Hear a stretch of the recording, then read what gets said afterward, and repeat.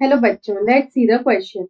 The question is refer to the given figures and select the correct option. तो यहाँ पे हमें जो फिगर दे रखा है उसके रिगार्डिंग हमें यहाँ पे जो करेक्ट ऑप्शन है उसको सेलेक्ट करना है। तो यहाँ पे देखिए तो ऑप्शन ए में लिखा है it is a type of parthenogenesis, option B is it is a type of asexual reproduction, option C is the offspring produced can also be called clones and option D is both B and C. तो यहाँ पे अगर हम लोग इस figure की बात करें तो यहाँ पे हम देख सकते हैं कि ये जो फिगर है वो है बडिंग का। It is the figure of budding. Budding जो होता है वो एक तरह का एसेक्सुअल रिप्रोडक्शन होता है।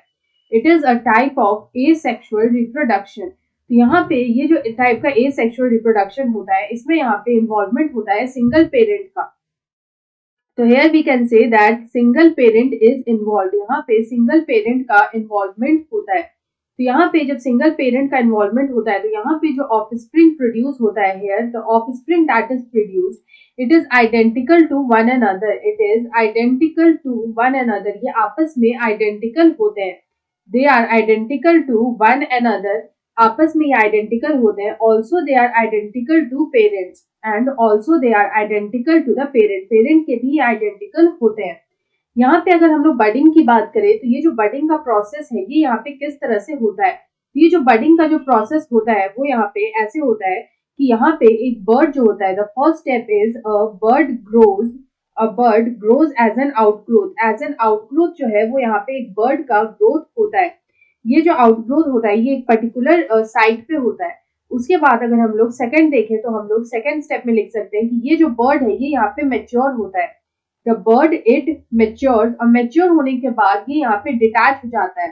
यहाँ पे जो बर्ड है वो डिटैच हो जाता है और यहाँ पे finally this bird forms a new individual. यहाँ पे ये न्यू इंडिविजुअल का फॉर्मेशन करता है। तो इस तरह से जो प्रोसेस होता है कि सबसे पहले एक बर्ड का आउटग्रोथ होता है वो यहाँ पे मेच्योर करता है, डिटैच करता है और न्यू इंडिविजुअल को यहाँ पे डेवलप करता है। तो यहाँ पे इस तरह के प्रोसेस को हम लोग बोलते हैं बडिंग। यहाँ पे जो बडिंग से जो ऑफस्प्रिंग प्रोड्यूस होता है उसको हम लोग बोलते हैं क्लोन्स। तो यहाँ पे क्योंकि ये ऑफस्प्रिंग आइडेंटिकल होता है to one another and also to the parent so it is known as clone. इसको हम लोग यहाँ पे बोलते हैं क्लोन। तो यहाँ पे अगर हम इस क्वेश्चन का करेक्ट आंसर देखें तो ऑप्शन ए में दे रखा है कि it is a type of parthenogenesis. तो ये यहाँ पे हो जाएगा फॉल्स। उसके बाद यहाँ पे बी में दे रखा है it is a type of asexual reproduction which is correct.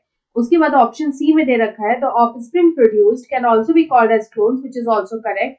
तो ऑप्शन डी में दे रखा है both B and C. So option D is the right answer. I hope you understood it well. Best of luck.